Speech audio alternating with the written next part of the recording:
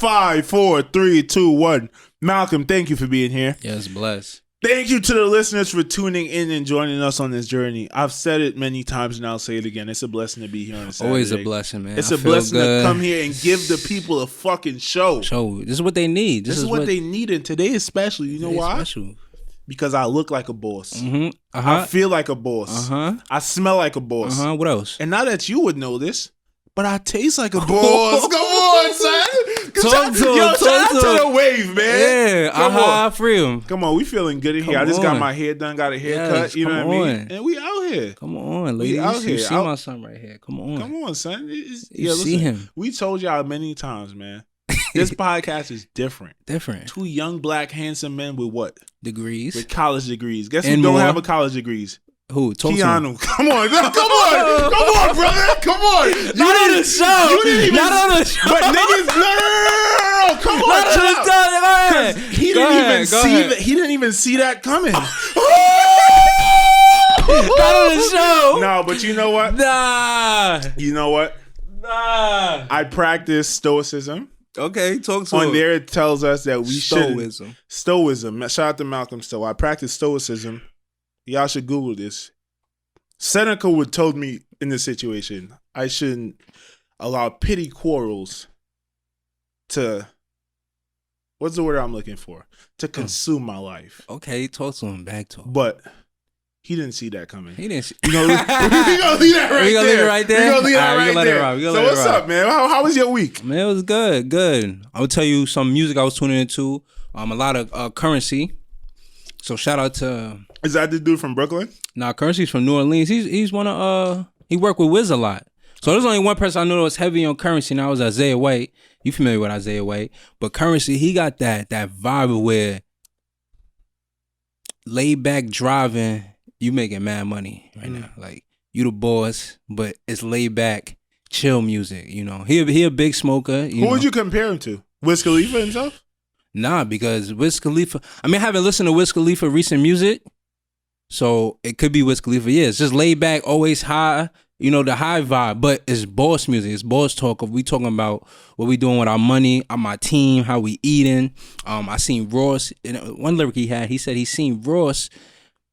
He went to go meet Rick Ross at his crib, right? Rick Ross got a garage and all these cars organized in colors. So if it's a red car, it's organized with the red cars. If it's a purple car, it's with the purple cars. Mm-hmm. He said that humbled him to where it was his first time when he flew back to where he was going.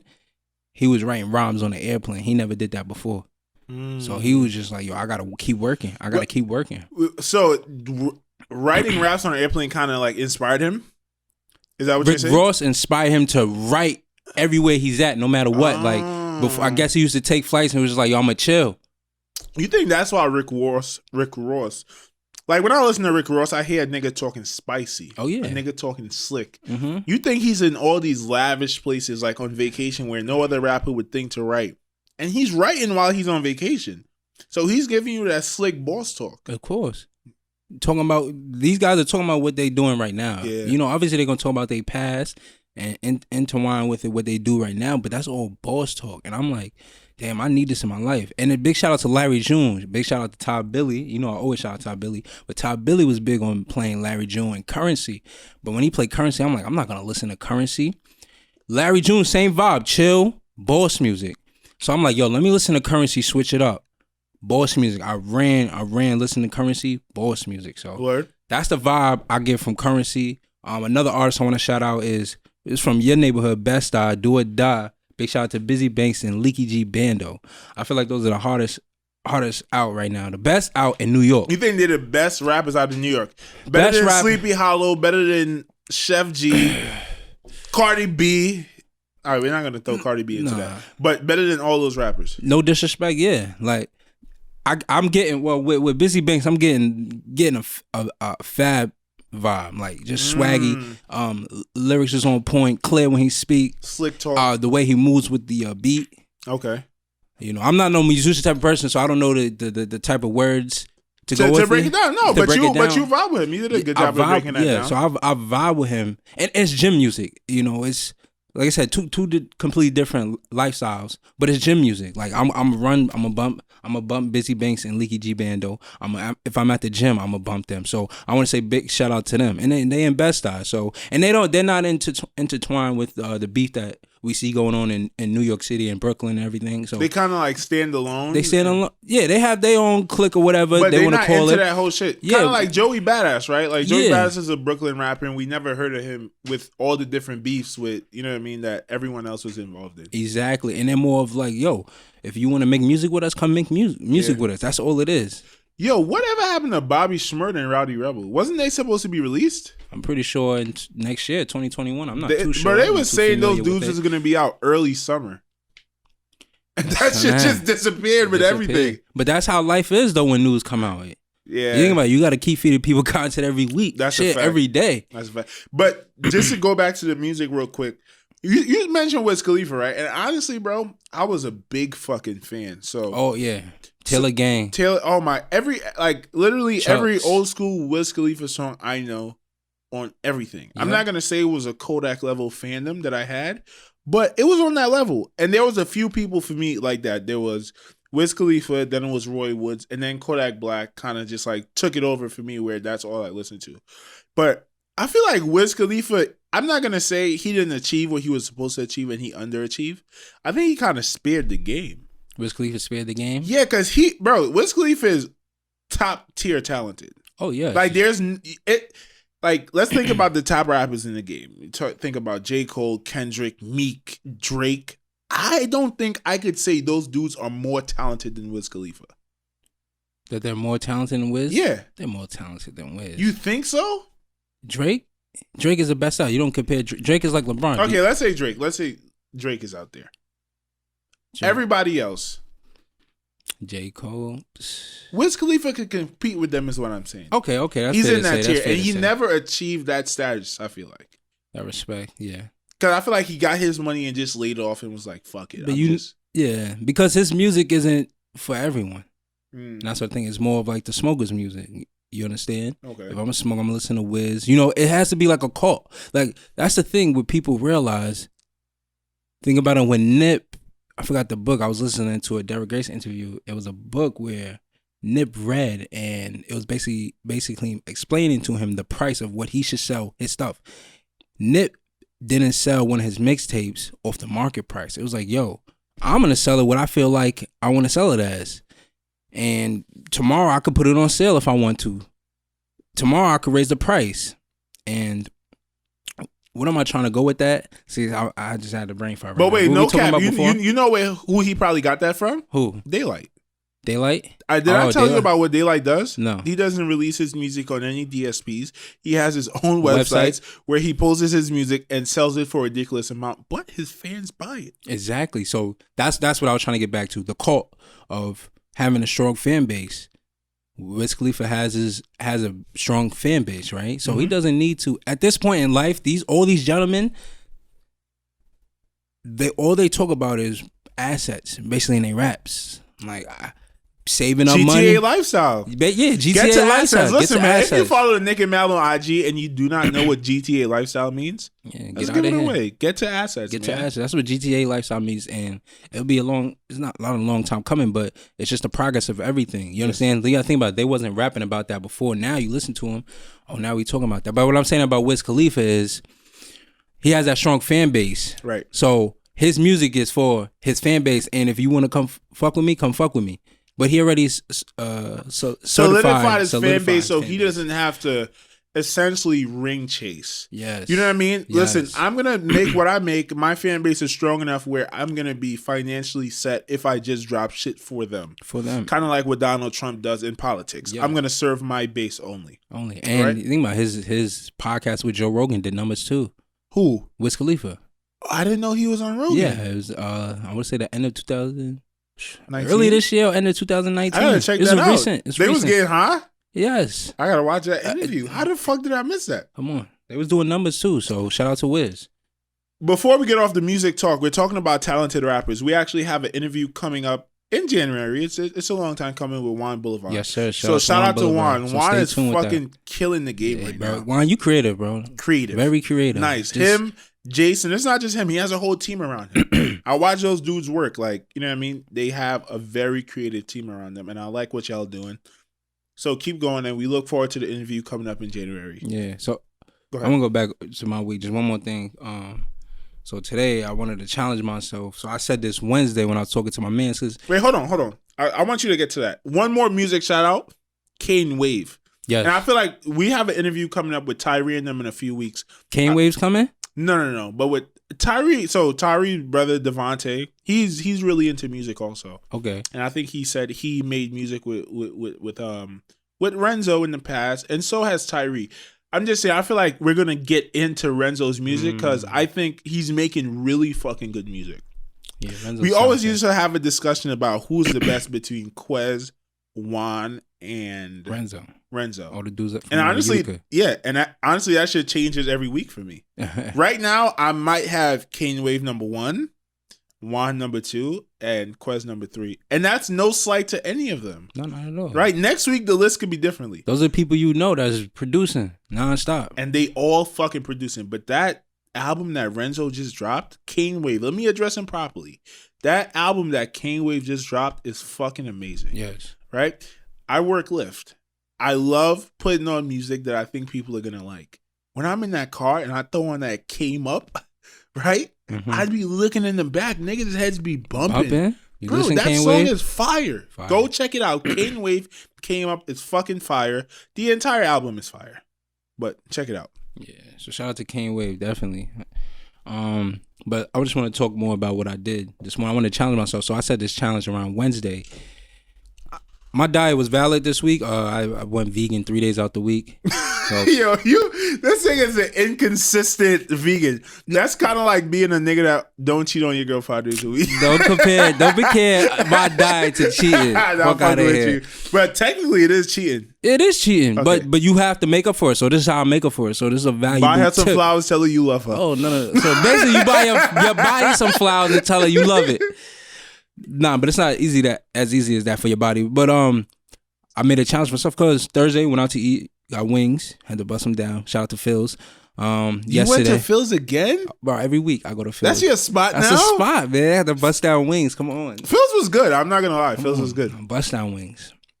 So after that, I told my shout out to P. Diddy. It's my boy Ferry. I told him, I said, yo, I'm gonna run like 7 to 8 miles before the show because we starting the show a little late today. So I made that challenge to myself. Then yesterday, so after Phil's, I ate Phil's Thursday. Friday, I fasted all day, and I had a vegetarian pizza slice and a little bit of sushi. It's the only thing I ate. So I'm like, all right, yeah, I really need to go run. And I told Serena, I'm like, I don't even think I'm going to wake up to go run this long. So I made a challenge for myself. I was like, yeah, I got to get right. So this morning I woke up and ran for an hour straight, nonstop. Yeah, it came out to 7 miles, a little over 7 miles. So I wanted to challenge myself, and I tune in. We might, might join a running club. Also, we might be doing marathons in the future when everything is that what you want to do? Yeah, my boys are talking about it back home, and I know you want to do it. So it's not that I'm practicing right now, but that could be a little motivation I could run for an hour straight. What is that the first time you've done that? Run for an hour straight? No, I probably ran for an hour straight with Stacks. Shout out to Stacks. But by yourself, pushing yourself. This is the first time you did that. Yeah. 7 miles. How much miles is a marathon? No, let's see. How many miles is in a marathon? If you know. A marathon is like, I'm going to take a guess at it. 15 miles. 1 mile. Whoa. Let's see. First of all, fuck a marathon. I got to start with a 5K. But eventually, I do want to get into 26 miles. 26 miles, okay. Damn, that's savage. So, you got to think. You did 1 hour today, 7 miles. Boom, boom, boom. Like, you're looking at 3.5 hours. Yeah. Running at that same exact pace, though. Yeah. You can't get tired in the second, third. Yeah, it was a chill pace. It was like listening to Currency type pace. Like, I'm chilling. It was just like, I'm running to run. Because I need to, because I'm about to eat good after the show. What you about to eat? I'm about to bust down. Shout out to Carolina Kitchen out in Medford. I'm about to bust down some fried chicken. Maybe get a fish sandwich too. Yo, bro, you eat fried chicken every time you go out. When's the last time you went out and you didn't eat fried chicken? Probably when I go out with Serena, get sushi or some pizza. I'll probably bust out some wings when I get pizza. Exactly. You always get wings. But fuck it, I'd start doing that too. because wings is always something you could Come depend on. that someone is gonna have something good. Always depend. And that's how you test the restaurant. Yeah, You can't. You know, we don't care about the bathroom. That was the 70s. People used to go to the bathroom and just judge the restaurants. right. If you got me inside your place, I'm gonna try your wings regardless of the fact. And if they valid, I know your food valid. Because if you fuck up some wings, come on, bro. Everyone sell wings. You can't fuck up the You can't simplest fuck thing. up wings because wings, and the reason why you can't fuck up wings, if your chef fucked up wings, that means he really can't cook. Because how many times? No, I'm saying how many times do you try to make wings? That's probably the most common. Like if you used to add up numbers of things you've cooked over and over again, wings are probably number one. And if you haven't mastered that, I don't want to taste your ribs. Come on. Are you fucking stupid? Exactly. Go give me some Applebee's type ribs. Exactly. Like, what are you doing?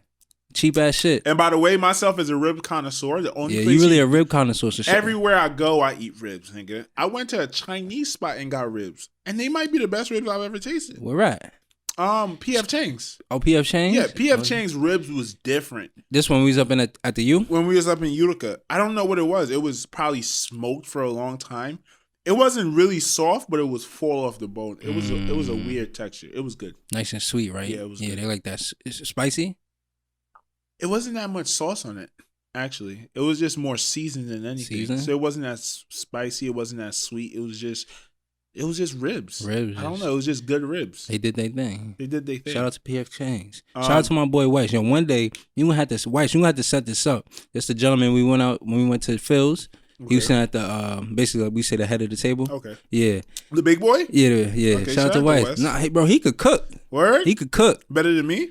Yes. Nah, we gonna have to. So that's what I'm saying. Weiss, you gonna have to set it up. Yo, Wes, let's set this up. Weiss. Oh, a cooking comp. Cooking comp, you know what I mean? Nick and Mal content. We're going to keep this content coming to Come y'all. on, keep rolling. And we're going to see who's going to win. Battle of the Big Boys. Ooh, hey, Tyree, I like if you want to come down for it, even though Battle of the Big Boys. Yeah, we already know you lost, Tyree. Because me and Tyree have one of them. Nah, Tyree could cook. But he's not fucking with me. Nah, Tyree can't cook. He can't Tyree, you my mans, but anything you had, it was not no shit, bro. He make good shit, though. No, he just make whatever the fuck's in the crib shit. Yeah, but niggas also was... It's a survival food. We was heavy on the medicine whenever we ate Tyree's food, so maybe that's why. But that's survival food. That's survival food. No survival food if I don't need to. But you had a great week this week. I think I had a fairly productive week this week. I've been getting deep into my stoicism bag, right? I'm studying stoicism. And myself, I would say I'm a person that worry a lot. A bunch of shit, right? We all have lives. We all have shit that we're dealing with. And I worry a lot. Like, that's just a thing that Nick does. Like, in my head, it's my brain is too active. And stoicism, as I said at the beginning of the show, I wasn't joking around. Seneca, which is, he wrote these meditations. He was like a great Roman emperor. And he was arguably one of the greatest dictators of all time. Very nice. Was not a bad guy at all. And he was loved by everyone. And he used to journal every day. And there's a book called The Meditations with all his journaling. And one of the main things he said is don't let petty quarrels, even with yourself, consume your day because it's not productive, right? Even if you have issues with someone or issues with yourself, don't let that consume your day. And it just basically tells you a bunch of different things on how to move through life. And I think that has kind of been getting in my head and making a positive change, right? On top of a book I've been reading, shout out to Stacks because I've seen it on his IG. That has also been helping me a little bit. But I think everyone should have a spiritual coach. What you mean by that, spiritual coach? So, like a mentor? A mentor, someone that speaks to you spiritually. So as I said, we all go through things and we all are, whether some people admit it or not, we're all a little foggy in the brain, right? Or maybe I'm just speaking for myself. I don't know what's going on in anyone's heads. And sometimes we doubt ourselves and we question things we do, which is natural. It's a natural human condition. But when you do it too much, it could be very negative. Me personally, I grew up in a church, so I have a very extensive spiritual background. And I've kind of strayed away from that since I came to America to live. And I was actually getting my hair done yesterday, and salute to Petty. She's the one that does my hair, and she's a very spiritual woman. And she was just having certain conversations with me. And it was weird, bro. Like, she was doing my hair, and I didn't tell her about any of the things that I've been worried about and the things that I'm going through. And she started telling me. She started telling me what I was going through.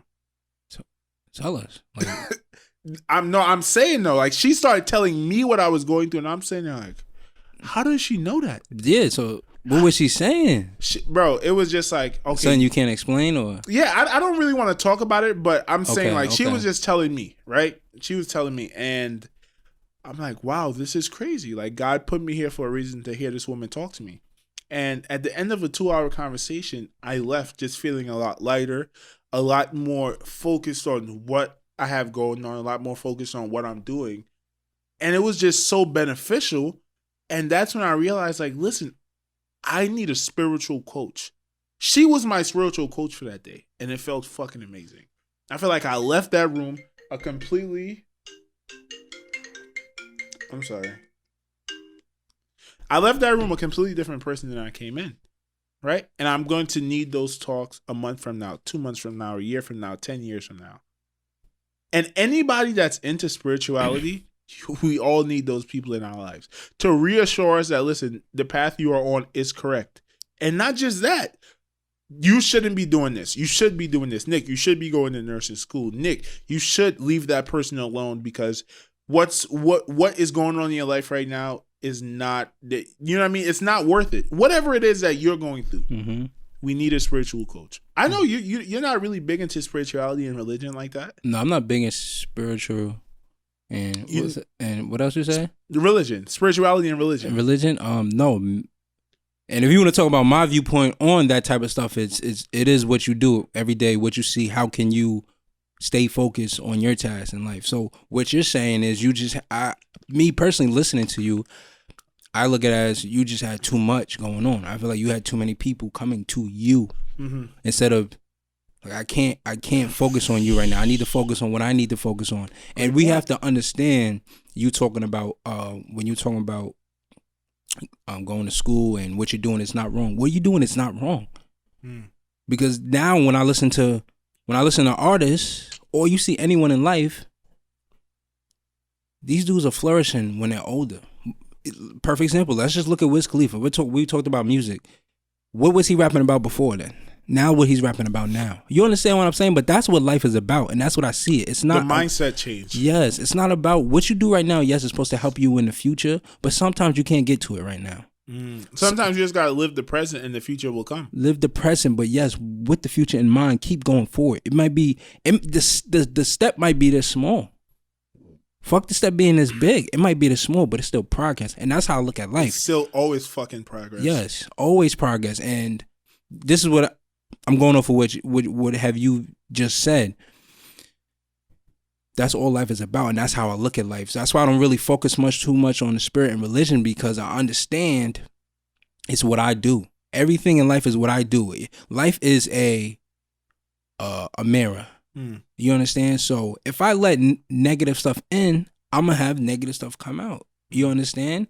If I let more positive, more knowledge, think about it. When people talk about, oh, I didn't go to school. Like I was listening to Derek Grace. He was saying, I didn't go to school, but the people I meet in these rooms and meetings, and when I go out, you know how much I learn? But why is that? Because he's going out to meet these people, right? They give him something and he's letting it out. Who is he to get that stuff and not act on it?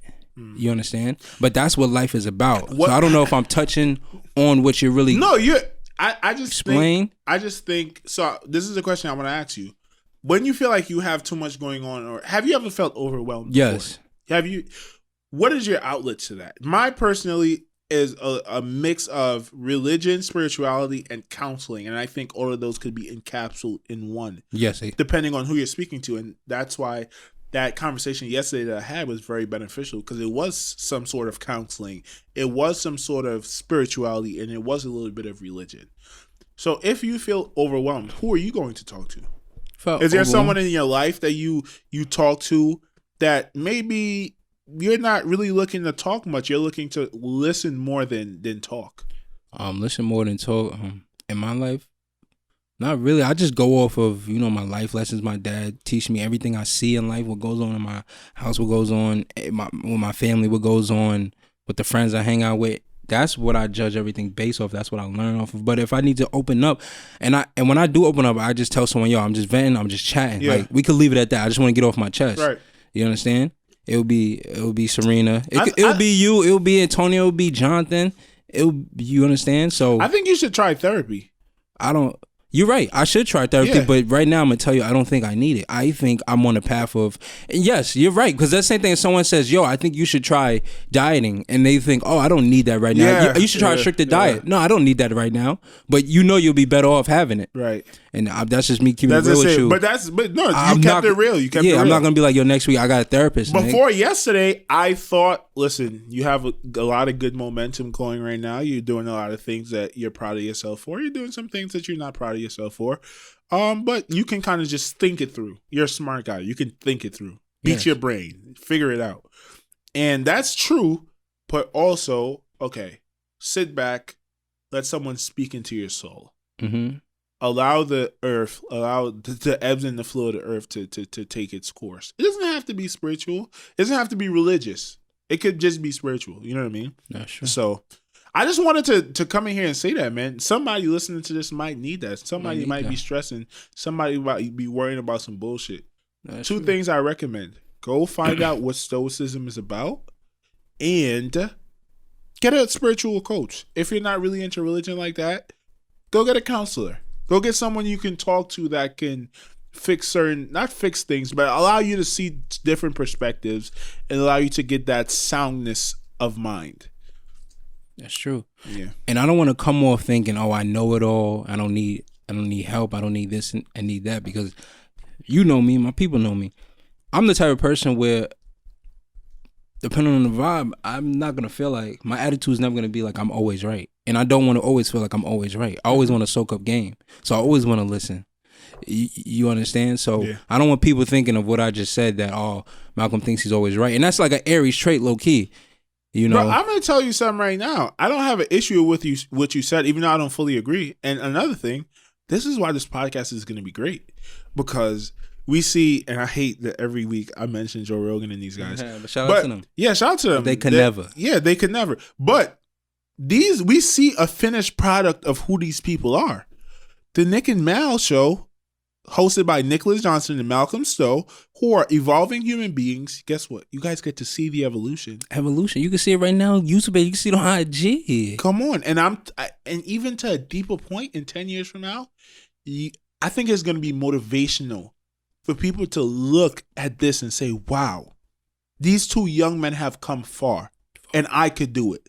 Right? Because the thing that happens that you see a Joe Rogan, you see a Denzel Washington, you see a Rock, and you think, oh, they were just born into greatness. They were just great off rip. You know what I mean? They didn't work for it. It just happened, right? The universe just collided and they happened. No, it was an evolution. They just never stopped. They never stopped. And if you're done with that spiritual talk, I would like to speak about Atomic Habits, the book that I'm reading right now. Okay. Shout out to Atomic Habits. Shout out to Stacks. Shout out to Stacks. And I look forward to having Stacks on the show next week. Fuck it. Bro, I like when we have these kind of conversations on a podcast. Very productive. It's honestly like a therapy session for us. Yeah. And then hopefully who's ever listening to it's a therapy session for y'all too. Yeah, we dropping gems right now. Yeah, hopefully y'all having some of the same thoughts. Of course, yeah. But Atomic Habits is a book about just that, atomic habits. An atom is the smallest molecule. I don't know if I'm saying this right, but the smallest incarnation of life. It's as small as something can get. It's even smaller than a cell. And with an atom, there's an atom right here. Harmless. You can't do anything with it. This is made up of maybe 1 billion atoms. Harmless.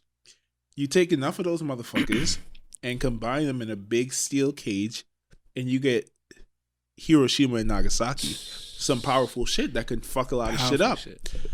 The book is called Atomic Habits.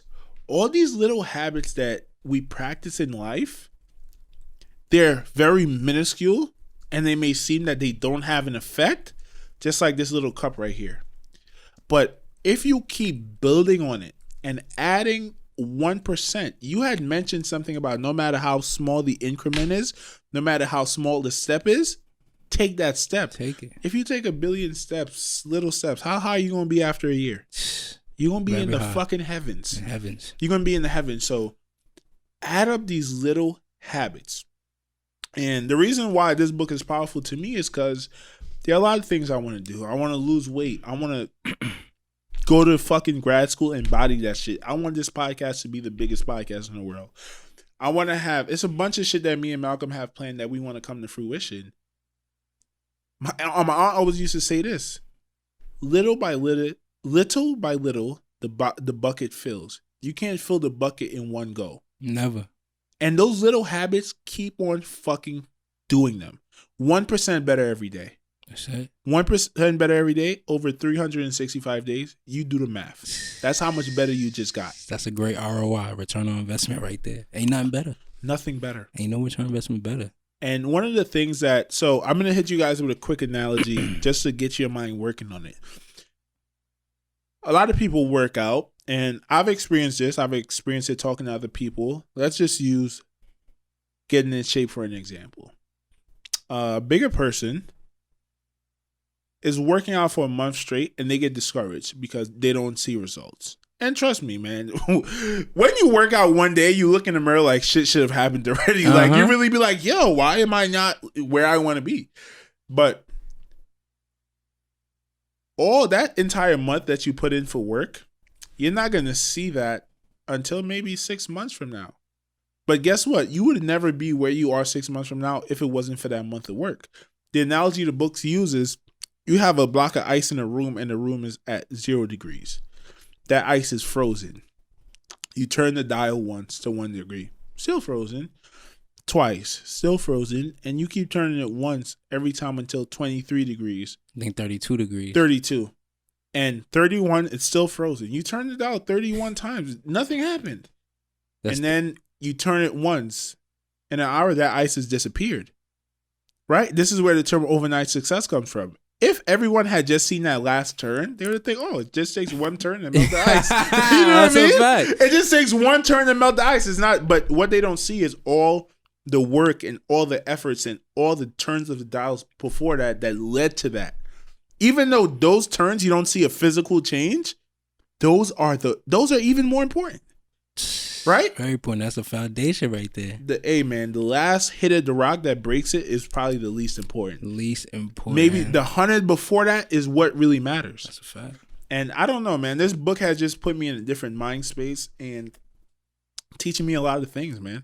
I feel like I'm talking too much. You got anything to say? No, that's good. Don't say that you ever talk too much. It's a podcast. You're supposed to speak. And that's a fact. You know, I like listening to people. Mm-hmm. So I like listening to you too. Yeah. So, but I can't say nothing on that book. It's just 1,000% right. You understand? Basically, just take it one day at a time, 1 minute at a time. Focus on what you need to focus and take care of what you need to take care of. You can't do everything. And I realized that, you know, going back on my life, got out of school, wanted to do real estate, and I didn't know what I was doing. Just spending money, ridiculous money. Wanted to do this, wanted to do that. But at that point in my life, I'm like, yo, fuck trying to be big dog right now. I don't care. I'm just trying to move to where I know, okay, did I take care of what I took care of today? Yeah. You understand? Yes. Okay, so we're going to do what we need to do tomorrow. But that's the big dog shit right there. That is the big dog shit right there. That's the more important big dog shit. And you've seen that. Anyone in life, you could use this analogy, never stand still. And I always seen that. And it always replays in my head every day, a flag where it says never stand still. And that's what life is about. Never standing still. Once you can stand still for one day. Mind you, you might need that day. You can stand still for 2 days. You can stand still for 1 week. You understand? But if you standing still for a month straight, if you ain't got it like that, if you standing still for 2 months, 3 months, a whole year, what are we doing? More people. That's what people do. That's what you should not do. That's exactly that's basically what that book is saying. What you're saying, you're telling people.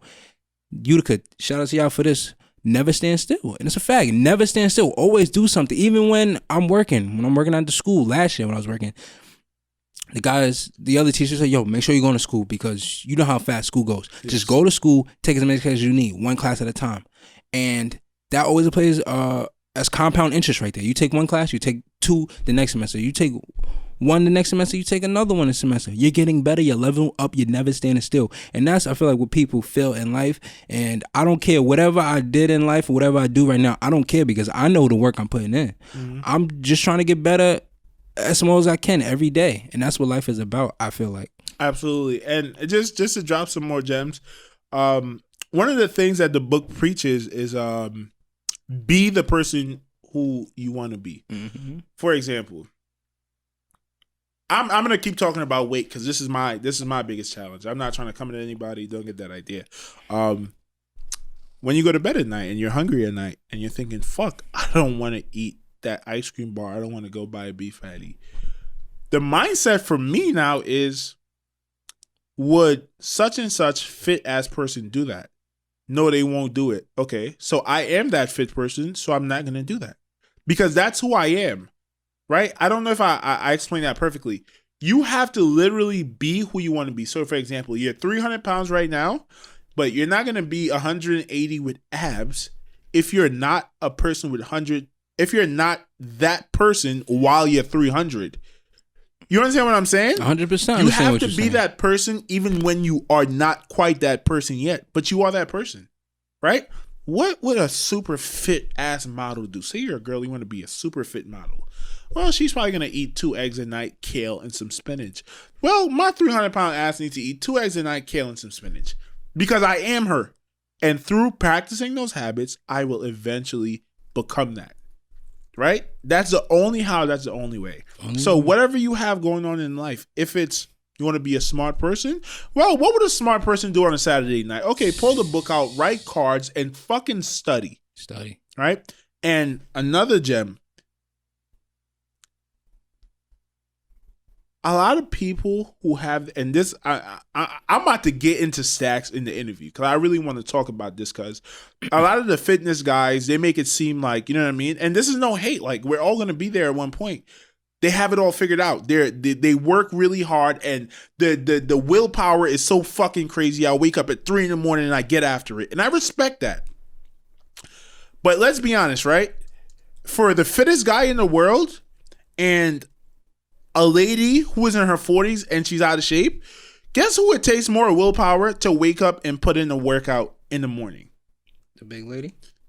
It's not even close. It's not even close.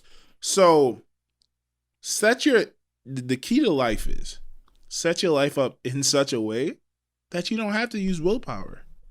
And that's the genius of what a lot of people do. And you thought that? You thought of that? Oh, that's from the book? No, that's from the book. I'm giving you all facts from the book right now. Now say that again for the people. Set your life up in such a way where you don't have to use willpower. For example, a drug addict. You're not going to stop doing drugs if you still live in the crack house where you were doing drugs every day. You might be able to say no for 1 or 2 days, but guess what? You don't have enough willpower to fight that off. Go move down south with your aunt where you don't know anybody that do that. Where you have to exercise the least amount of willpower. Right? If you know you want to eat bad at night, get all the bad food out of your house. If you know you don't want to study because the TV is right there, get the fuck out of the living room, go to your bedroom, go to a library and sit down. Use the least amount of willpower as possible. I feel like I was going somewhere with this and I kind of forgot. But yeah, this book is powerful. Read this book. That is very powerful. Read this book. And you stating that the people I see on Twitter, the wealthy people I see on Twitter, it's called Black Wealth Twitter. They're big on that. They say move from where you at, from where you grew up at, all the people you know on your Facebook list, all the people you know on your Instagram, the people you personally know, move away from them. Yes. Get somewhere where you don't know them because you could switch your habits. No one knows you. Yeah. And it's easy to switch your habits. Like you said, the willpower. Willpower is really your team, the people you're around. And I'm blessed to have this gentleman right here in front of me, Nick Johnson, people that correlate with the same mindset. You understand? It doesn't have to be, like I said, life is not about right now. What you do right now will help you in the long run, and that's what life is about. You understand? So we had the same mindset for the future. You understand? We understand we can't do everything all at once right now, but it's a marathon. If we're gonna keep working, then things are gonna click. And you part of the team, I'm part of your team, you part of my team. We have a team. You know what I'm saying? So that's how it is. And I'm glad you're reading that book and it's opening up to you. You Mhm. understand? Because other people might need that book in their life. Yeah, go check it out. It's called Atomic Habits. And one more thing on books. Books are just like habits. You read one book, it's really not going to affect you. You can read the best book in your life. And I've just realized this by this book. Honestly, you don't really start understanding books and understanding how it can benefit you until you're at like book 5. I'm dead ass. Because then you start realizing, oh, this is what I need to take from this. And when you read self-help books, they all give you the same advice. Everything. They all just key on different parts of it. And then you realize, oh shit, I need to be a dog like David Goggins. Go, go, go. Dog ass mindset. But I need to form these habits to make that dog mindset a little bit easier to achieve. You know what I mean? And as a man thinketh, oh, I need to think these things before I form the habit, before I could listen, man. It all comes together. Compound interest, right? Compound fucking interest. So I'm gonna give y'all my 3 top books if you just want to read. As a Man Thinketh, Fact. maybe do that number 1 because that's going to take you like 2.5 hours to read. Fact. David Goggins' book, Can't Hurt Me, and then Atomic Habits. Make that be the 3 you start off with, and you could branch off to a bunch of other things. How to Win with People, Rich Dad, Poor Dad, if you want to get your finances The Nick right. and Mal book. The Nick and Mal That book. That's going to be, the pre-order is in for 2032, but y'all can get it. Y'all can get it now. Like, come on. Fact. Y'all can get that shit right now. Just hit us up. DM us. You know, we going to Yo, have it saved till 2032. Yo, we need a microwave in this motherfucker. My coffee always get cold as shit while I'm drinking it. It's a little warm. The tea a little warm too. Ain't that Yeah, right? the warm. I don't like warm coffee or warm tea. It tastes weird. Yeah, it does. But I'm gonna drink it though. Fuck. Because the hotness steams through your body. It's like, ooh, I'm chilling. I'm relaxing. What the fuck is good with Danny Green, man? Say that again, Danny Green? Yeah. I don't know. Danny Green, what's up with you? Talk to him. Nah, he not from Long Island right now. The only green what those memes used to say? The only green I acknowledge is Lantern or some shit like that. Lantern? Green Lantern, you get it? Okay. But so I was prepared to come in here and talk my shit. I thought he was gonna wear a Lakers jersey to us in the score this morning. I had the Lakers jersey. Bro, I have a whole monologue right here in my fucking notes that I was planning to come drop these bars on y'all. Damn. But it's okay. You Y'all, wait though. It's okay. Y'all gonna get it next week. Yeah, it's good that you told him. Man, I'll probably drop it today because that's how confident I am. They're about to close this shit out. Fuck it. I don't care if they take it 7 games. LeBron is not losing in game 7. LeBron is not losing 3 elimination games in a row. Come on. But I was disappointed. LeBron had a great game. He had the game that would have goated him, right? Because I came in here, right? And this is how much of a LeBron fan I am. And I'm not one of these cheap-ass LeBron fans that is hiding for him. What did I tell you? I say if LeBron loses his championship, he's not the GOAT. I said that, right? Yeah. I said LeBron is not the GOAT yet. And this was months ago, before COVID happened. I'm chatting. We started this podcast after COVID happened. But before I knew the season was going to start back and the Clippers were going to get booted out, I said LeBron needs to win one more championship before he becomes a GOAT. Because The Last Dance changed my mind. And he's on the cusp of all of that. So I'm telling you, when they close this game out, when the clock hits 0 on Sunday and the Lakers are up by half a point, LeBron James will morph into a fucking GOAT. You ever watch Thriller? No. You never seen the music video for Thriller? Oh, I seen a music video. So Michael Jackson, he's with his beautiful young lady and they're driving along, right? And that's LeBron James. He's cruising through the playoffs and everything shuts down. And that's the NBA shutting down. The car shut down. So they have to get out, right? And Michael Jackson decided to ask this young lady to be his girlfriend. That's LeBron asking Jimmy Butler, would you like to have this dance? You know what I mean? In the finals. Come meet me in the finals. Let's have this dance. And after that, she says yes. Jimmy Butler accepted. He beat the Bucks. He beat the Celtics. And they're in the finals. Then Michael Jackson looks at her and says, you know I'm different from other guys, right? So LeBron looks at Jimmy and said, you know I'm different from these other players, right? And the lady is like, I know, Mike. I know you're different. What do you mean? He said, no, I'm really different from these other guys. And LeBron looked at Jimmy like, listen, I'm really different from these other guys. She was like, what do you mean? And Michael starts growling. he starts growling. Uh-huh. And he turns into a werewolf. And LeBron is going to come out like, bah! He's about to come out goated. Goated, bro. He's about to turn into a goat on us. You get the analogy? Ooh, Go on. I realized what you just said. I caught it. Bah. He's about to become goated on y'all niggas. Oh, my goodness. And I wish I could talk about it today, but it's okay. It's fine. Let's build up to it. Maybe I'll go out and have some drinks on Sunday and really celebrate the fucking GOAT coming out. We're going to have to celebrate. Danny Green, fuck you, though. Yeah. He not Ray Allen. See, if that was Ray Allen would have made that. Oh, my God. And KCP would have ripped that shot. KCP? KCP. Oh. Okay. It was wide open on the top of the key, bro.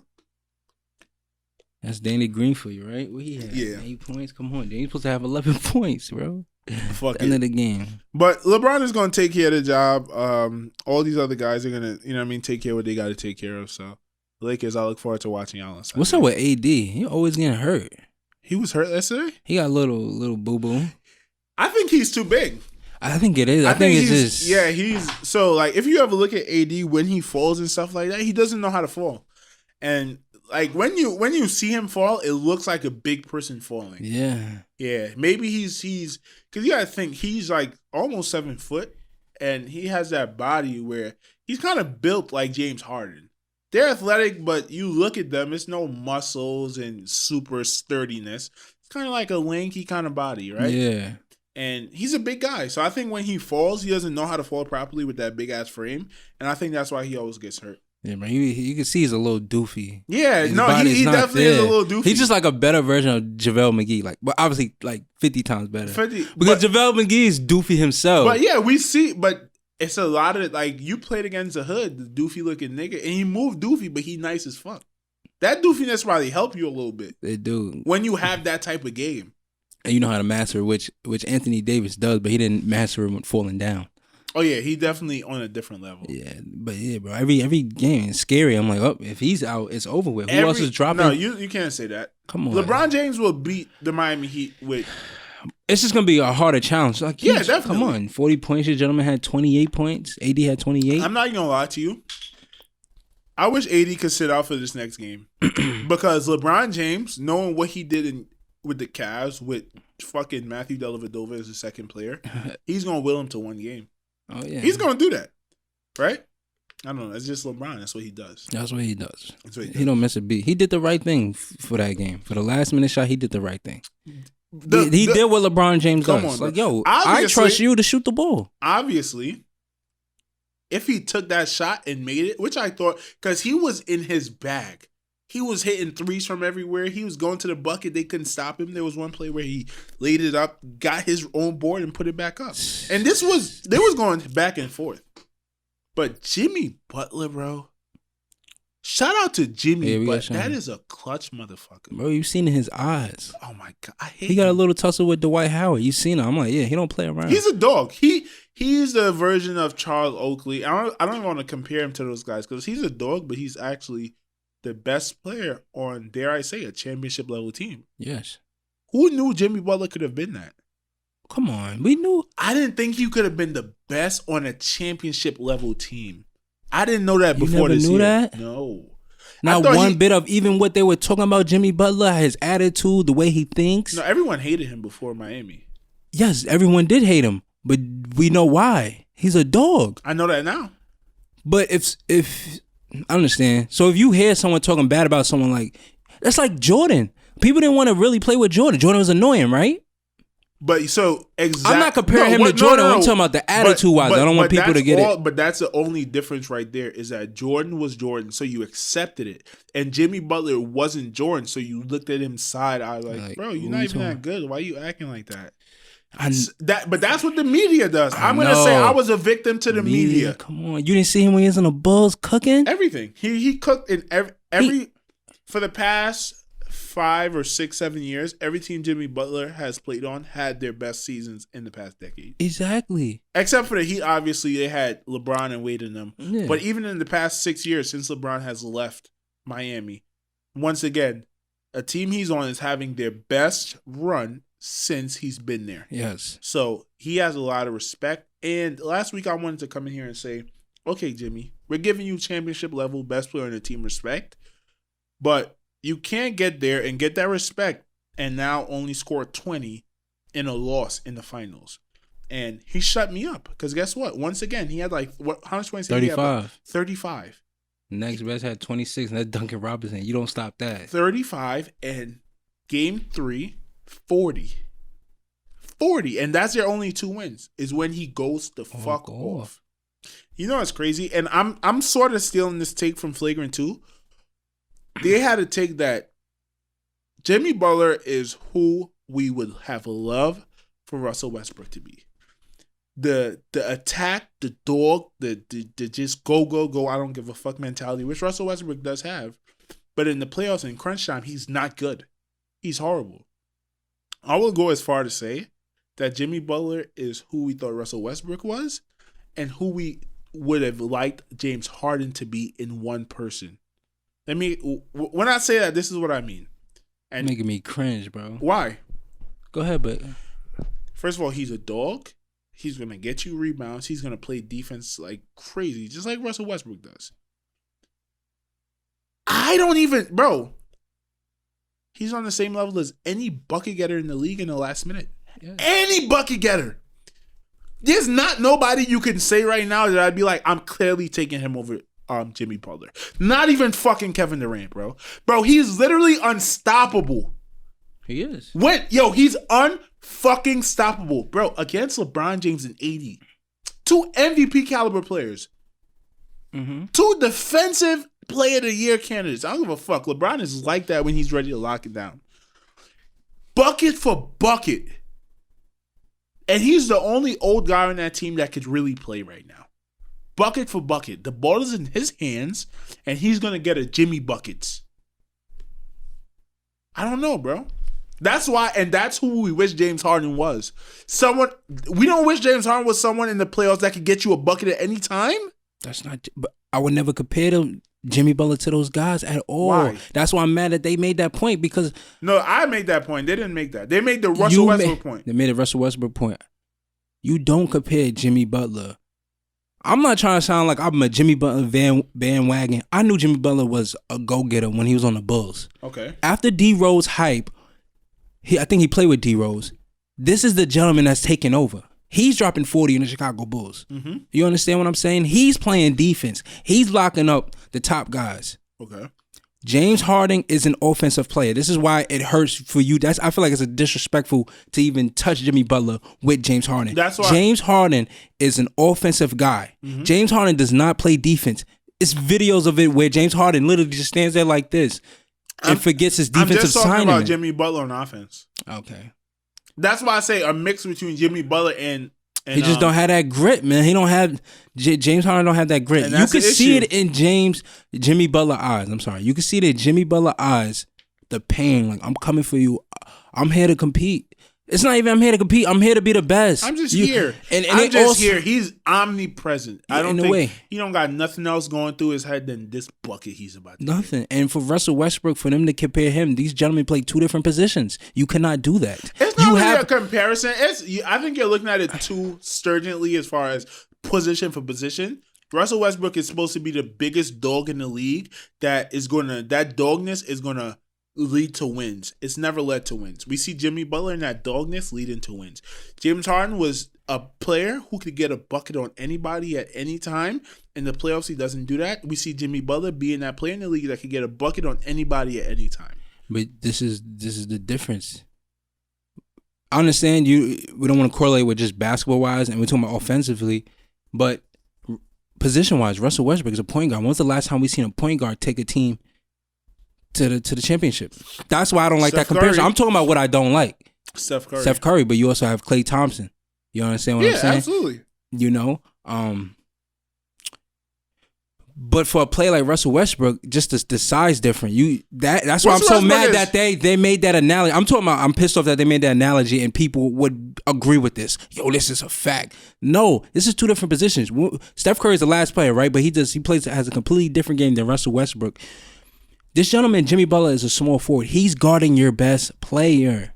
Who is guarding the best? How tall is Jimmy Butler? Look it up how tall Jimmy Butler is. I got it right here. But I think, you're 100% right. You're 100% right. I'm just not a fan of them correlating. Oh, let's Russell Westbrook. Yeah. So are you trying to defend Russell Westbrook? I'm not defending Russell Westbrook. I'm mad that people are even making this comparison of Jimmy Butler to any type of NBA player. You do not do that. Jimmy Butler's 6'7". You do not do that. Okay. You do not. He's 6'7"? Yeah, that's what I thought Russell Westbrook like 6'5". Probably. Yeah. And Steph Curry, I think 6'3". But you don't do that. I guess I think they were just talking about more mindset than anything. I understand. But it could be a little segment, but as a basketball in whole, you don't do that. And who's guarding the best player when Golden State Warriors was was the top? Andre Iguodala was guarding the best player. Okay. You understand? Okay. Draymond Green's probably guarding the best player. Okay. You understand? Then you had KD come around. So Russell Westbrook never had that. You had KD, Paul George, but we understand how Paul George is. I think I see what you're saying. And that is a defense of Russell Westbrook that we shouldn't compare it. But even at the 6'3", even at the position of point guard, Russell Westbrook, you're a little too loosey-goosey in the fourth quarter of playoff games, and it always leads to losses. And James Harden, in those clutch moments, you have never, ever had a Jimmy Butler type performance where you are the best offensive player in the league, undoubtedly, and you are just walking down everybody and getting a bucket 5, 6, 7 times in a row. That's a fact. Throughout the entire fourth quarter. I think you're right, but if you want to make a perfect analogy, it's not. But just those things, getting a bucket, James Harden should be able to get a bucket on anybody. And if you would do that in the playoffs, they would have a championship. Yeah, I see what you're saying. They would have a championship. Because they would have beat the Warriors that year. And they was up 3-1. They was up 3-1. That's no, 3-2. They were up 3-2. No. It was 3-2. And they lost 2 in a row. But wait. 3. I thought in that series that they had went against the Rockets down 3-1, and then they went against OKC in the Western Finals, went down 3-1. Am I chatting? No, they was down to OKC 3-1, and then they played the Cavs in the finals, and the Cavs were down 3-1. But that's not the year when they went against Houston. It was down 3-1. They went against. It was the next year they went against Houston when they got KD, and they were up 3-2. Houston was 2 up years 3-2? after, actually. 2 years after. Okay, we probably confused everyone, but I understand what you're saying. I mean, the real basketball. I'll tell you this That's now. a fact. That's a fact. Can't really know what you're talking about. And this is why I don't like talking about sports too early. And Joe Budden and them do this, so I never realized why. The females don't listen to sports. So once they hear sports talking, they leave. So the only people that stay through this segment are the people who are about sports. That's why we got the YouTube clips, Nick and Mal clips. Make sure you subscribe to that YouTube channel, Nick and Mal clips. All the timestamps too. We got timestamps for y'all. So shout out to the timestamps are so beneficial. So beneficial, man. They make everything easier. Yeah. So this is a little tip for the podcasters out there. Come on. I'm gonna have to give y'all the gems because this is what y'all not doing, and this is a problem. We didn't do it on the last episode, understand? But we do this a lot, and we don't usually utilize it on interviews. But when it's just me and Nick, we give y'all timestamps. So if you feel like you want to see what we talking about, first of all, what you do is we do the recording first. Obviously, what we're doing now. Go home. Nick do his little magic, edit it, bow, send it to me. Bow. I'm watching it, and I'm jotting down at the time what we talking about. Jot that down. Send it to Nick. Boom, me and him working to make clips for the YouTube channel, for the IG, for IG. You understand? It's a team effort. Boom. Yes, team effort. Then give it to y'all on YouTube. Because now, look, if you don't want to watch the whole thing, click that button right there with the number thing. It's blue.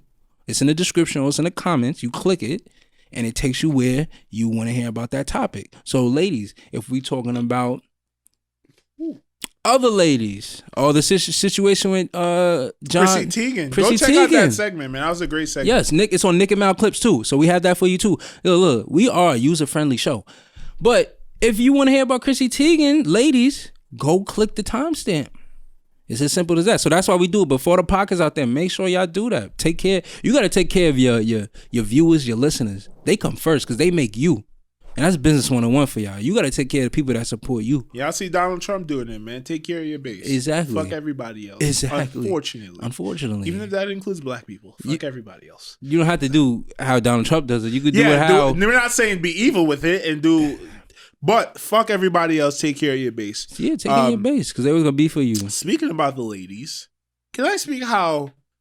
Okay, so I'm gonna tell you the story and tell me what if it makes any sense to you. So I'm talking to this girl about '07 Shake. Number one, that's my crush. '07 Shake. I have a big crush on '07 Shake. It's a little weird. It's a little Kodak Blackish because she's a dyke, but she's a very beautiful girl. I think her voice is fucking amazing. Okay, I get horny every time I hear her sing. Like I feel like I'm in love. I feel like. You hear that 07 Shake? I feel like I could turn her straight. And I'm not even talking about no disrespectful shit. Bag talk. She's a beautiful young lady, and I'm just attracted to her. So I'm talking to this female, and I say, "Hey, like, what do you think about threesomes?" And she was saying, "Oh, I don't know how I feel." So I said, "Hey, go Google 07 Shake. She's a very pretty girl. Tell me if you would have a threesome with a girl like that." She looked. She's like, she's cute. But I don't think I would have a threesome with 07 Shake. She's kind of she's too girly. I would rather have a threesome with like a dyke, so it doesn't feel like I'm sleeping with a girl. What the fuck? She said she too girly? She's too girly. She wanted a dyke, like a dyke that looked like young M.A. Okay, there's a couple things wrong with that, and this is where woman logic comes in. Number one. Don't sleep with a girl if you want to feel like you're with a guy. Exactly. Like, you want to feel like it's a girl. But at the same time, there's no nigga out here having the threesome with you with young M.A. That's a fact. And first of all, you said a threesome. So her mindset was already thinking she said, no, I wouldn't have one. So she was already thinking another woman and a man, right? Yes. She should have thought, If she liked the dyke mentality, like a real dyke, she should have thought two men. She should have came up to you, and said, "Yeah, with two men." But she wanted. Out of bitch. You gonna turn around, crash the car, smack the shit out of her. Smack the shit out of her. But yeah, that's a dumb logic. Like if you into girls, like I want a girl that's really manly, so I feel like I'm not sleeping with a girl. Well, just sleep with a guy. Sleep with a guy. Facts. And no nigga is having a threesome with you with no bull dyke. Exactly. Is that the political correct thing to say? Yeah, bull dyke. Yeah, that's what we using. Bull dyke. Yo, back to basketball. I was having this novel thought, and I'm gonna try to say this. So you was talking about bull dyke, and you thought of basketball? Because the Bull, no, Chicago Bulls. Okay, listen, you see how that shit trigger y'all? See, podcasters. You see that tip? All right, take it down. Jot it down, man. Come on. They could never. We're just gonna say they now. We're not even giving them. Bro, it's just naked never. Y'all can't touch us. Just like the unfortunate passing of Kobe Bryant and Gigi, right? I think the world may have been robbed from the greatest WNBA player that ever lived. Come on. And it was apparent. We've been robbed of a lot of greatness that we never realized. Maybe there was a kid that was going to be the greatest president of the United States that died when he was a baby. We don't know. But we seen the little Mambacita, and we know what she had the potential to do. And we know she had that Mamba mindset, right? Mamba mentality. In the same vein, the son of Irvin Magic Johnson. Have you ever seen this young man? Young man. Have you ever seen? Don't even use the shit young or man. Is he a transgender? No, that is a man though. But don't use young. 6'9". Talk to him. He about 330. This is a big boy. Listen, no, I'm not even making fun. It's a fact though. If this guy wasn't homosexual with homosexual tendencies, because there could be homosexual men that play sports. We know that happens. Jason Collins, Aaron Hernandez. So, but he's very feminine, right? Yeah. He likes femininity. He likes to dress up.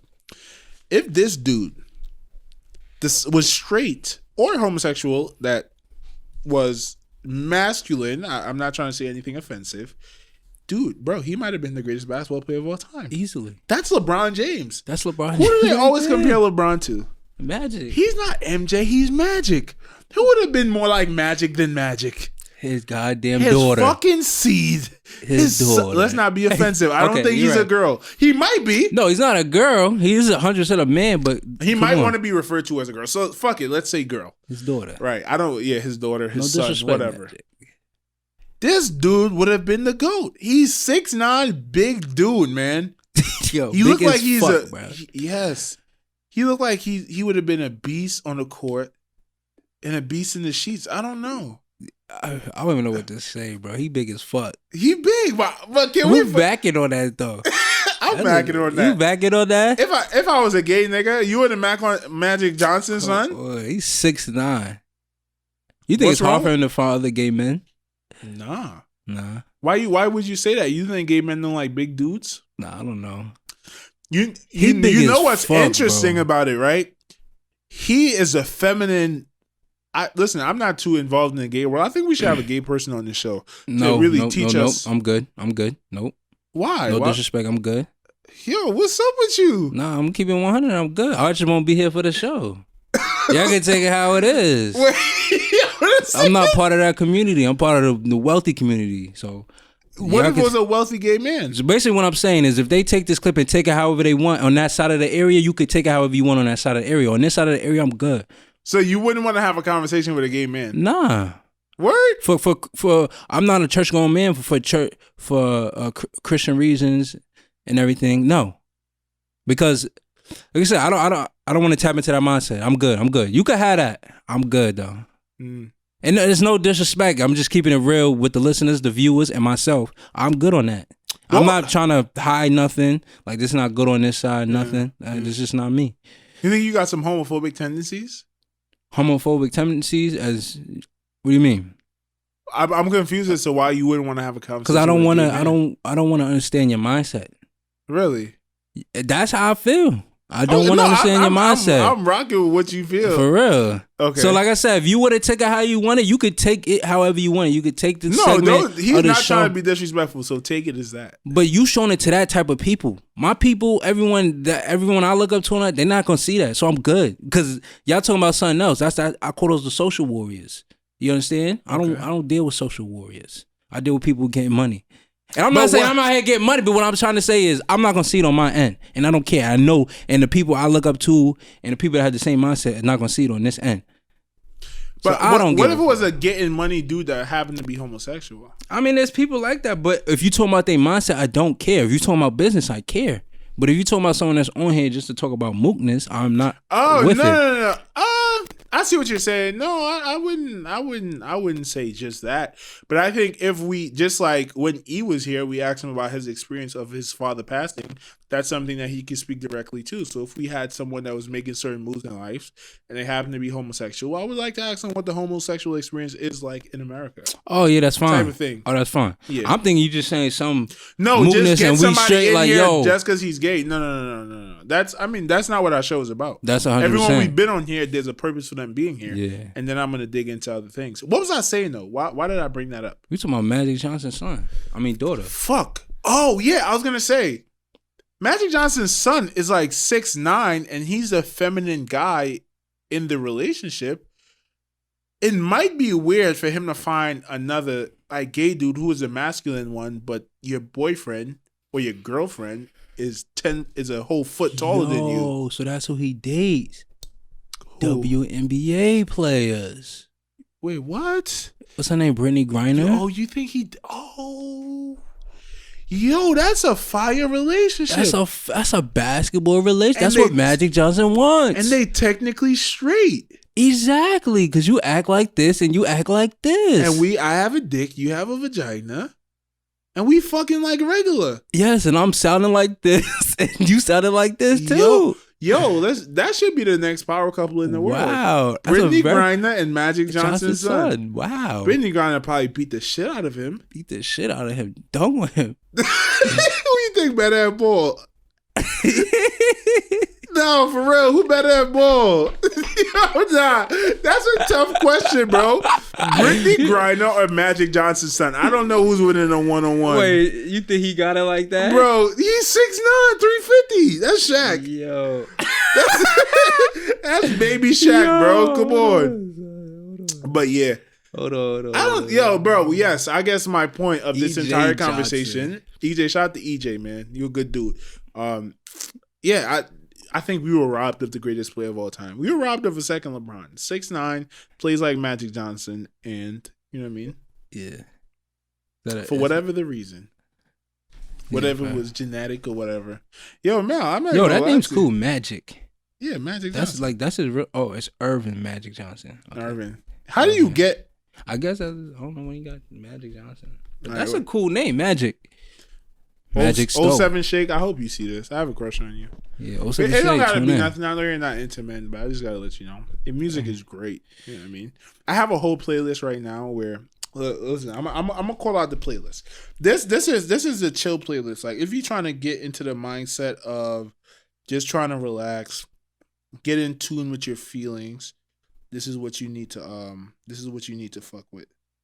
I think the first song I have on there is Guilty Conscience by 07 Shake.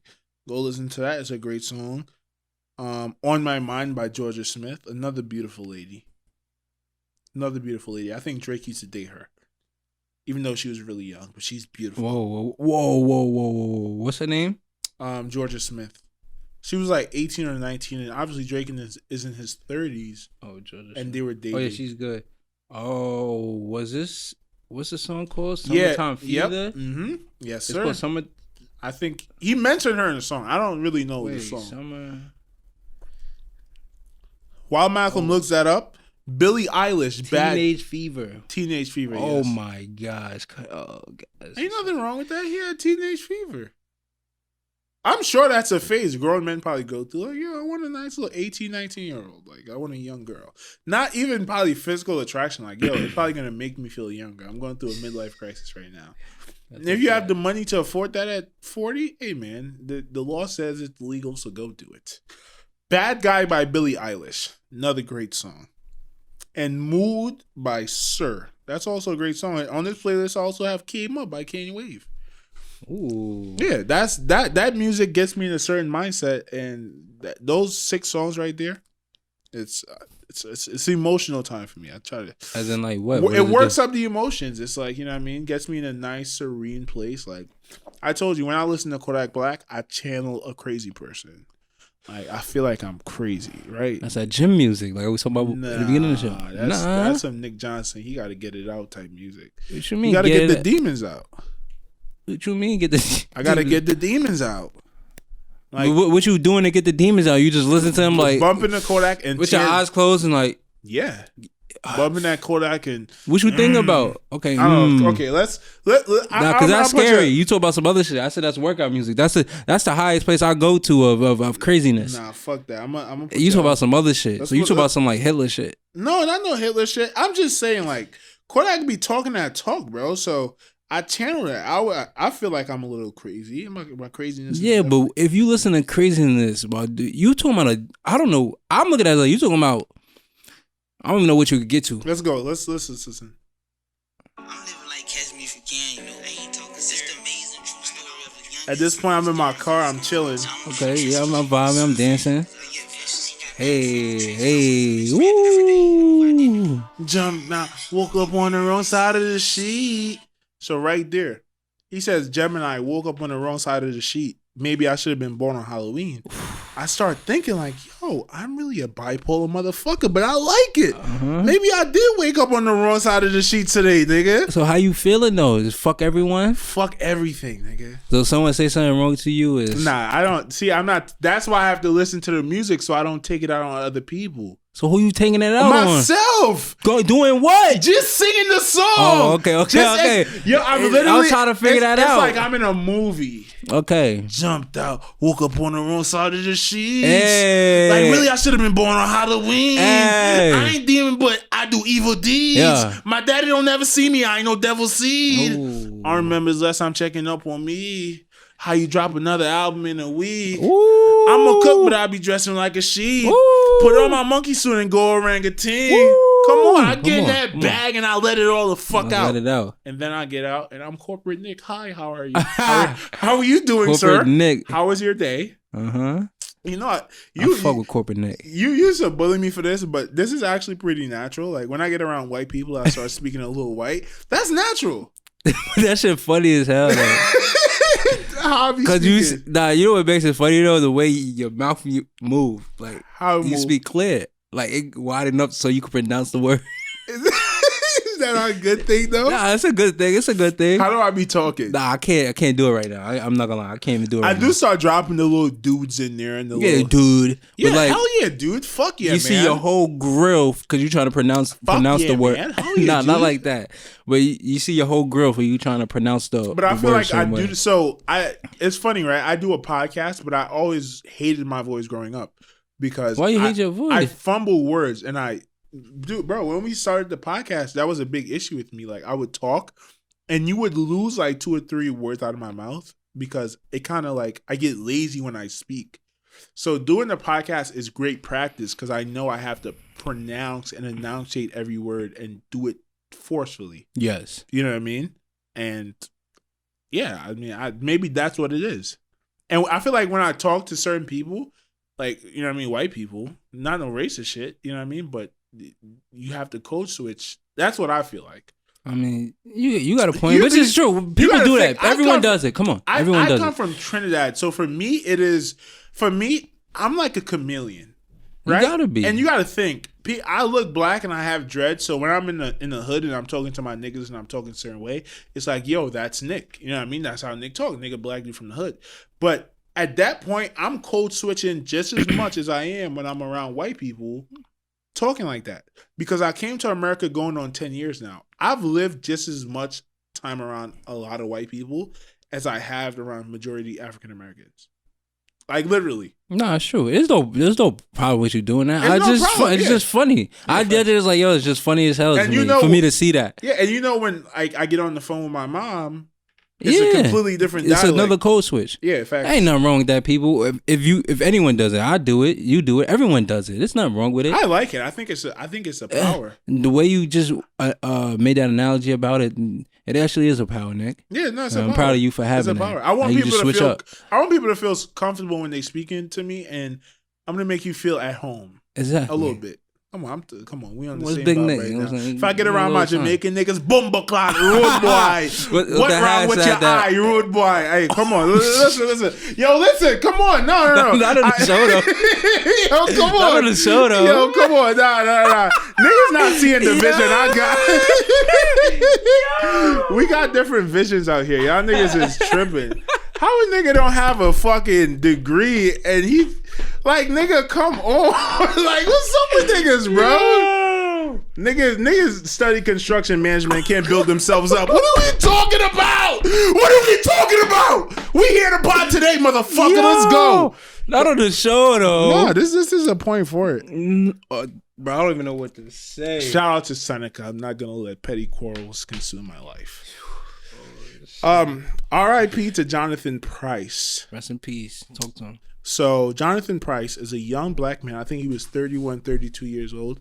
Lived in Texas, and unfortunately, he was murdered on October 3rd. I think the day was last Saturday. So today is the 10th. Last Saturday, he was murdered by a white cop. Unfortunately, we have to talk about stuff like this because it just is what it is. And I mean, something for me is like we hear these stories and we don't realize it's a person behind this. And I was reading the article and they had like the memorial thing for him, and I'm like, fuck, yeah, sure. People get outraged, we loot, we act crazy, we demand more.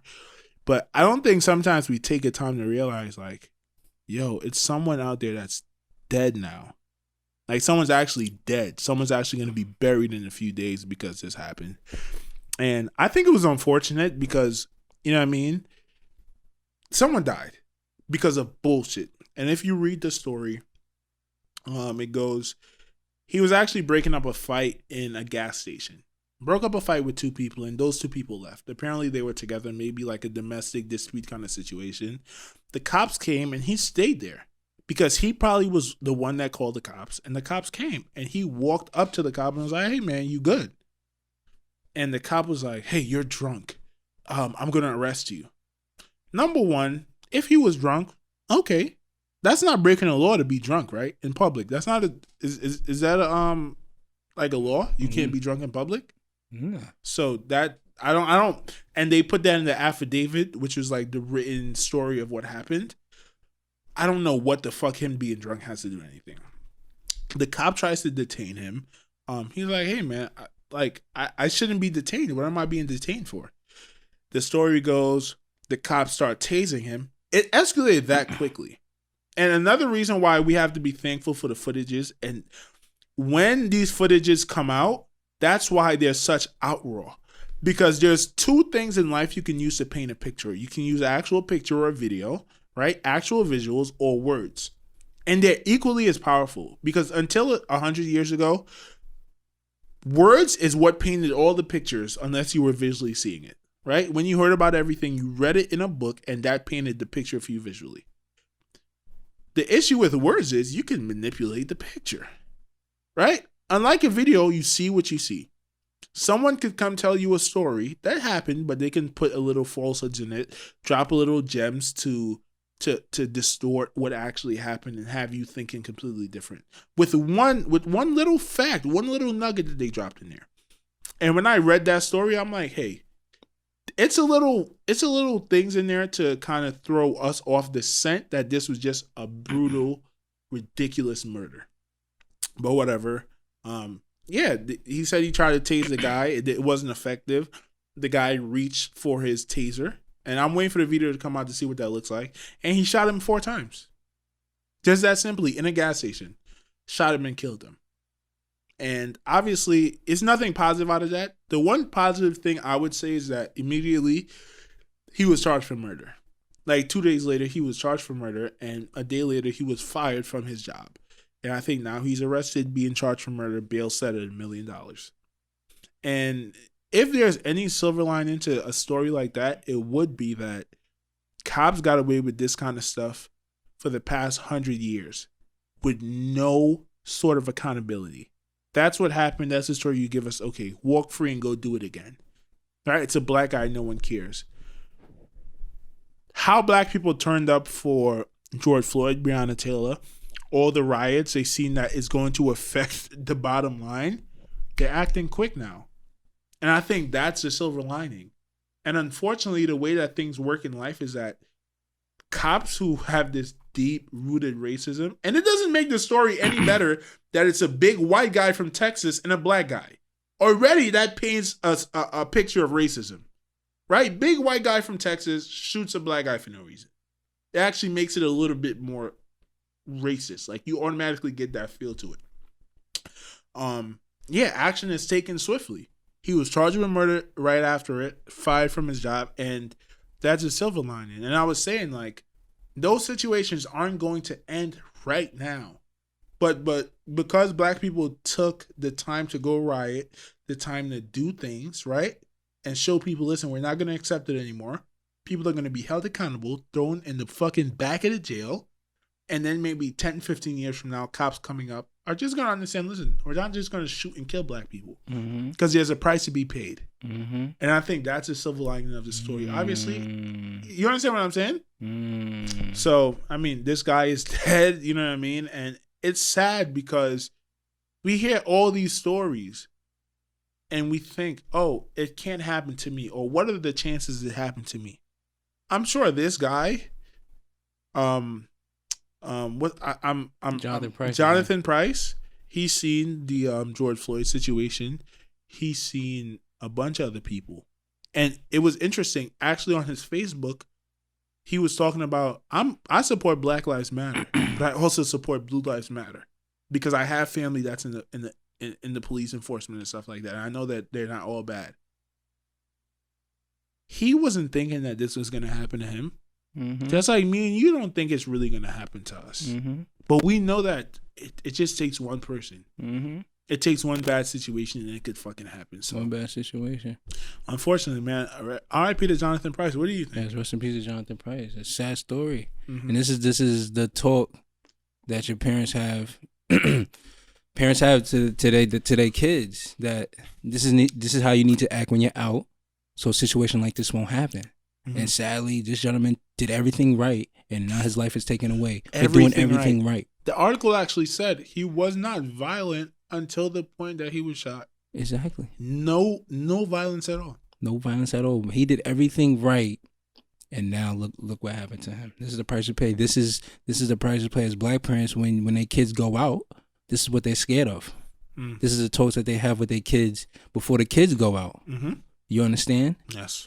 So this is why it's so sad, because no matter what, if you keep doing the right situation, You play your cards right, and you still end up dead. I remember one day, this was when I was very young, and I'm at my grandfather's house, and there's a park right there, and there was these 2 cops in there in the park, and some mom's yelling, "Get my kids out the park! Get them out the park! Get them out the park!"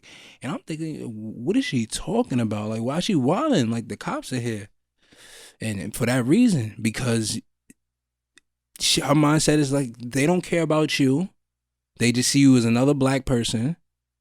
You understand? And that, and sadly, in 2020, when we talk about algorithms, only looking at the gentleman, only can imagine what he be seeing on his side of social media. You understand how he portrays black people. Mm-hmm. Mm-hmm. So it's just a sad story, and you understand why people act the way they act towards police officers. Why parents say, and when I say act towards police officers, don't take out of context of being disrespectful and everything. You understand? But they're cold and standoffish towards them. Say that again? They're cold and standoffish towards police officers. Yes, but I'm also talking on the side of like just being 10 times more respectful. Yes. You understand? In that situation too. So like the whole attitude towards it. You understand? You get the positive and the negative with it. That's what I'm talking about. The whole that's what my mom always taught me coming up.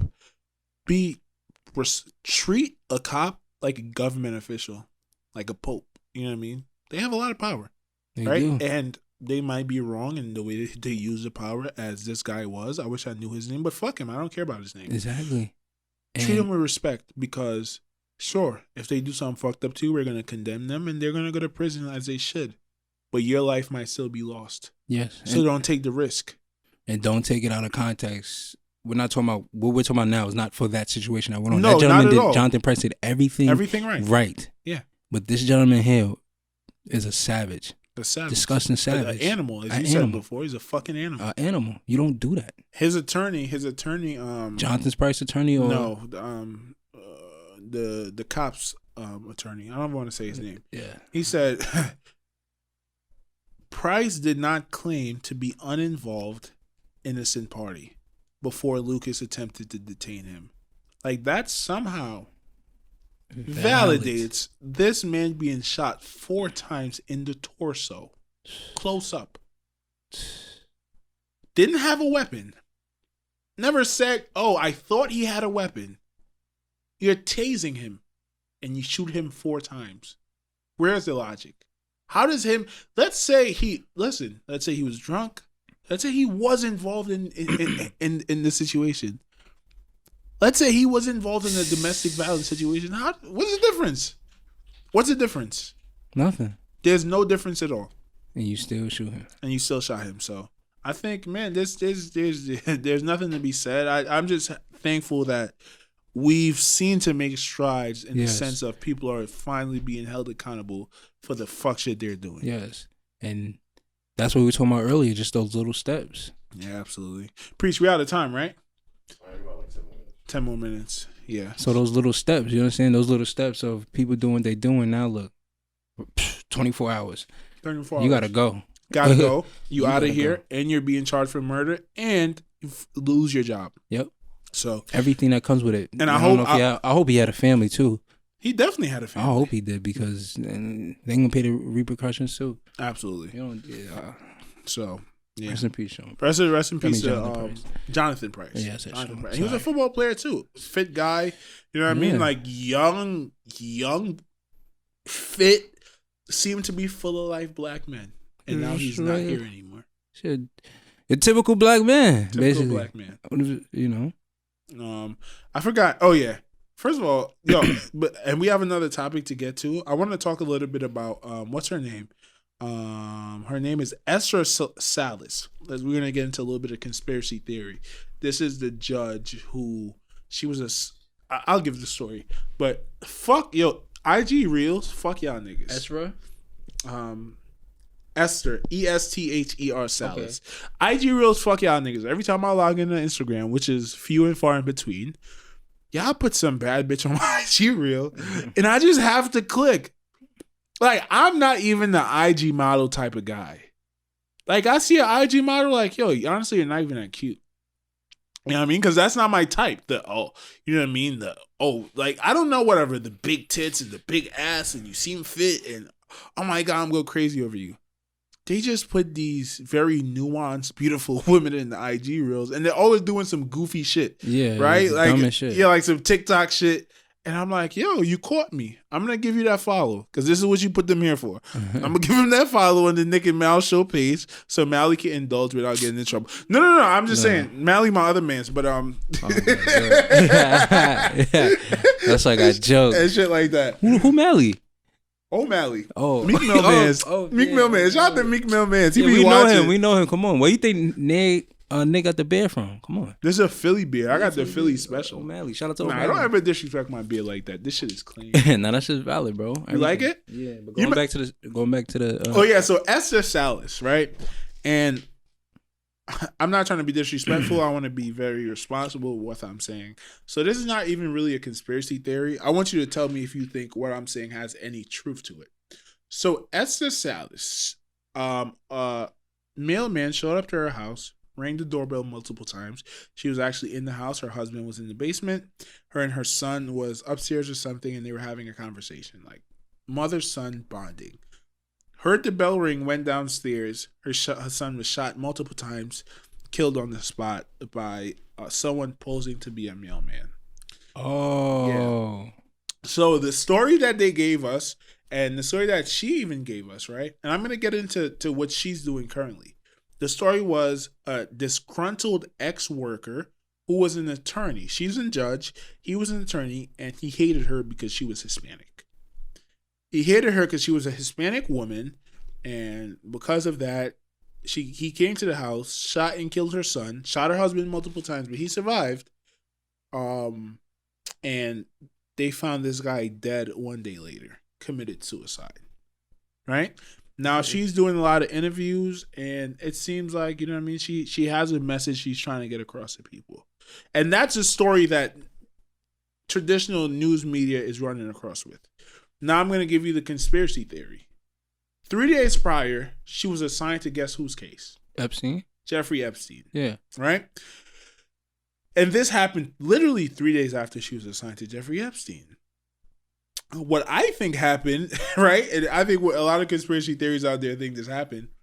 They tried to send the message like, listen, there's a lot of rich and powerful people that was on the Epstein logs, right?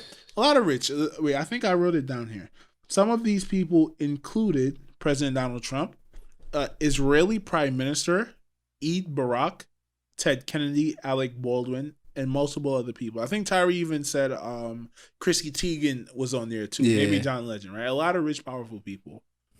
I think this judge might have been really about that life, about bringing change and fuck all of that, and they had to send a message to her.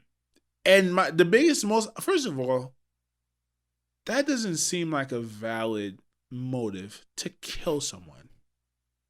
You're against feminism and you kill someone because of that and then kill yourself? You know what I mean? Mm-hmm. Like, just with the Epstein shit, we see suicide. Why is suicide a common thing? Because when you have a suicide as opposed to a murder, the trail ends. There's no one else to question. The death occurred because of the person that died. Jeffrey Epstein committed suicide. No one killed him. He committed suicide. There's no questions to be asked. He killed himself. This man killed someone and then was found dead a few days ago. So we start a trail and we end the trail. No more questions to be asked. He killed himself. There's no one we could question about this. I think those rich, powerful people made some calls, got that guy to go there, and then killed him. Wait. What you saying on that? They got the guy, so they made some calls. They got the guy to kill. That's why it was a random bum off the street. Yes. I don't know. Okay, to kill. I don't know why someone like that would be indebted to the government that much where they would do that act. Or maybe they could be drugged out. I know from watching a few Joe Rogan interviews, I forgot who the guy is. I really want to remember, but they used to do a bunch of drug experiments on him. And the Manson family, Charles Manson, they used to have him fucked up off acid. He was essentially a zombie. And they used to tell him, like, look, go recruit more of these people, get them fucked up on acid, and we're going to use you guys to do certain things. Charles Manson was arrested thousands of times, and for some reason he always got out scot free. That was the government making calls. Okay, get him out of there. He's working for a bigger purpose for us. And then he killed a bunch of people, and I think they all committed suicide after. I'm not sure about that story, but I think that's at play here. That is at play here. You got some guy that you guys have extreme control over. You make him kill somebody, and then you kill him. And they can easily say, "Yo, if you don't do this, we're gonna kill you." Yeah. And that's. Or they probably, or even better, they probably promised them a nice life in Cuba with millions of dollars, and whatever trouble he's in, you're gonna be cleared of it. We're gonna send you to Cuba. No, nigga, we're gonna kill you. We're not leaving you out there like that. Yeah, damn. And I believe it's true. Facts. Everything you said is true. It just makes sense. It's like, why would, unless you know her and had a hate for her and you love Epstein, which I doubt is the case. No, but they're saying his motive had nothing to do with Epstein. His motive was just that he hated her because she was a woman that was a judge. Oh, shit. Yeah, that's it. Come on, because you would have been killed somebody then. I don't even think that's a valid motive for killing somebody. That's not a valid motive. No matter how crazy you are. Like, come on, you see what's going on in the world right now. You understand? Like, people aren't out here just killing each other. Yeah. And it's ironic that she was, you know what I mean? It was money. Assigned to the... Not money. It was rich motherfuckers making those calls. Yeah. I think there are certain people that can make a call where anything can be forgiven. Murder. You think, like, let's be honest, Rockefeller was the richest man in America at one point. He was the American economy. Yes. You think if he wanted to kill somebody, he would be held accountable for that? No, you cannot do that. You're going to stop the economy. Like, come on, bro. These people are not stupid. Yeah. He probably single-handedly could have put someone in office to become the president. You think he can't get away with getting somebody off? Come on. I don't know. That's how I think. And I hope, and the thing is, I'm not just throwing out a conspiracy theory to throw out a conspiracy theory. Because I believe the judge is not in on it. But she realized, listen, these niggas are serious. Serious. And there's no one I could go complain to about this. No. They will get me killed in that jail cell. The only thing I could do is cause mass hysteria, make a video and say, listen, the government is killing people because of Jeffrey Epstein, cause mass hysteria, but you know you're going to be dead. Yeah. You and the entire family are going to be dead. Bro, that's scary to even think about it. Think about being hunted by the United States of America. On a different level, yeah, you could be most wanted, but yo, we on your ass for trying to fuck up a lot of people money right now. Most wanted, you could surrender and say, take me to jail, I'll do life. Exactly. You want some shit where, bruh, them niggas is putting a bullet in your head and that's it. With every recording's only in your house probably. Yo, so I can't live like that. But that's a scary thing. Maybe, and this might force her to commit suicide. Because all that stress. What do you do? Suicide is not something easy to get to, though. It's not easy to get to, but with all that stress built up, think about it, after a while, it's like, what the fuck do I do? I cannot go out to the store without feeling like someone's watching me. I cannot go to the bank without someone watching me. Well, they have tabs on my bank account. Well, that's the thing. I think she's playing along now. That's why I got the idea. She came on Good Morning America. She did, it might not be good. It's some news channel. She did an interview with this black lady. She's really prominent in the news world. She has short hair. She does a lot of interviews, like political stuff. And she was talking, and she was trying to sell this story. Like, it was she was selling the story. Disgruntled employee hated me because I was a woman, and she never even mentioned the conspiracy theories or anything like that. To which I understand, like, even if she was telling the truth, why would you acknowledge some ignorant ass conspiracy theories? But I think they told her, like, hey, listen, conspiracy theories are getting kind of out of hand. Go sell them what we're telling you to sell them. Disgruntled ex-employee, this is what happened. We'll give you money to leave it alone. And they don't even have to give her money. They may give her money, or they might just let her keep her life. You can still be a judge. You can still move how you move. Your son got killed. I'm sorry. That's just how it is. You ever watch Ozark? A little bit of it. Ozark, they kind of operate like that. Like, listen, bro, we just killed your best friend. Sorry, it was just business. Now, do you want to do business, motherfucker? Because we're going to kill you if you don't. But if you do work, hey, we're friends. We're friends. But we just killed your wife. But now, do you want to do business? So, I think it was that kind of thing. Listen, I'm sorry your son had to go because you wasn't going to get the message. But now that you got the text, did you get the message, motherfucker? Mm-hmm. But here's the thing, too. This is why the conspiracy theory is valid. If you hated women so much, why you kill a man? I know that, but think about it. Then you killed yourself 3 days later, right? A day later. A day later. If you really hated women so much, You would have gone to spree. you would have went hunted for her. Yeah. And go on a killing spree. Just Killing kill spree. everybody. You just wasn't there mentioned. This is your probably first job. Second, I don't know. He I don't know. What do you mean his first job? Like first Job killing, yeah. Like, yo, bro, Yeah. just do this, kill who she's gonna answer the door, kill. Just shoot. Whoever answers the door, just shoot. So, yeah, man. Hopefully y'all do with that what y'all please. But that's my take on it personally. It's a good take. Guys, we're out of time. You know what I mean? Once again, what do you think about this episode? Good Come episode? on. Yeah, great episode. Great Always, episode. ever. A lot of good information in there. Drop some gems on y'all in a little bit. Gave y'all some real good conversation. Hopefully y'all can see the vision that we coming with, man. Yes, sir. So, like that, we thank you guys for joining us on this journey. And like that, We out. Split out. Yeah. we out. Ever told on a nigga? No. Ever squeezed the trigger? Yeah. Ever set a nigga up? No. Ever helped a brother out when he was down on